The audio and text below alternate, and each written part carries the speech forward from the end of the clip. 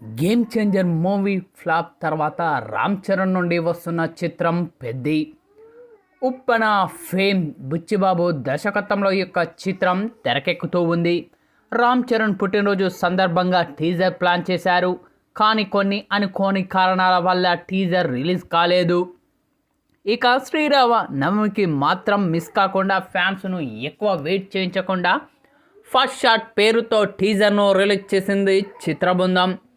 ఇక గ్లిమ్స్లో రామ్ చరణ్ డైలాగ్స్ బాగున్నాయి. రామ్ చరణ్ ఉత్తరాంధ్ర యాసలో అద్భుతంగా డైలాగ్ చెబుతూ ఉన్నాడు. ఒకటే పని చేసేనికి, ఒకనేగా బతకనీకి ఇంత పెద్ద బతుకెందుకు, ఏదైనా ఈ నేల మీదే ఉన్నప్పుడే చేసేయాలి, పుడతామా ఏంటి మళ్ళీ అంటూ చరణ్ డైలాగ్ చెబుతూ ఉన్నాడు. చరణ్కి ఎలివేషన్ ఇస్తున్న ప్రతి షాట్ టీజర్లో హైలైట్గా ఉంది. ఇక టీజర్ చివర్లో చరణ్ క్రికెట్ ఆడుతూ సిక్సర్ కొట్టే షాట్ అయితే మైండ్ బ్లోయింగ్ అని చెప్పాలి. ఇక Ram Charan mass getup, body language ప్రతిదీ పర్ఫెక్ట్గా ఉంది. ఇక ఏఆర్ రెహమాన్ అందించిన బీజిఎం అయితే టీజర్ను నెక్స్ట్ లెవెల్కు తీసుకెళ్ళింది. ఇక సినిమాలో జాన్వీ కపూర్ హీరోయిన్గా నటిస్తూ ఉన్నారు. సీనియర్ నటుడు జగపతి బాబు, కన్నడ స్టార్ శివరాజ్ కుమార్ తదితరులు కీలక పాత్ర పోషిస్తూ ఉన్నారు.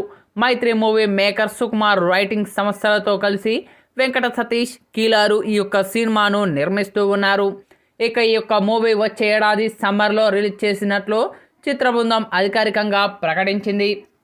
అయితే తాజాగా విడుదలైన ఈ యొక్క గ్లిమ్స్ మాత్రం ఇప్పుడు నెటింట్లో వైరల్గా మారుతూ ఉందనే చెప్పాలి. ఇక ఈ యొక్క గ్లిమ్స్ చూసిన ప్రతి ఒక్కరు కూడా తమదైన శైలిలో ప్రశంసలు కురిపిస్తూ ఉన్నారు చిత్రబృందంపై. అయితే తాజాగా ఈ యొక్క టీజర్ను వీక్షించిన టాలీవుడ్ శివగామి రమ్యకృష్ణ తనదైన శైలిలో ప్రశంసలు కురిపించారు చిత్రబృందంపై.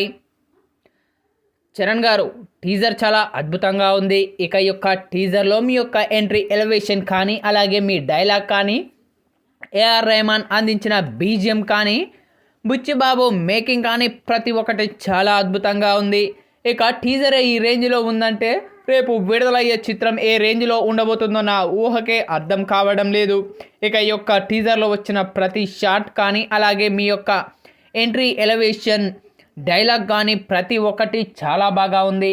పక్కా ఈ యొక్క టీజర్ మరెన్నో రికార్డులను క్రియేట్ చేయాలని మనస్ఫూర్తిగా కోరుకుంటున్నాను అంటూ రమ్యకృష్ణ చేసిన ఈ వ్యాఖ్యలు ఇప్పుడు సోషల్ మీడియాలో వైరల్గా మారుతూ ఉన్నాయి.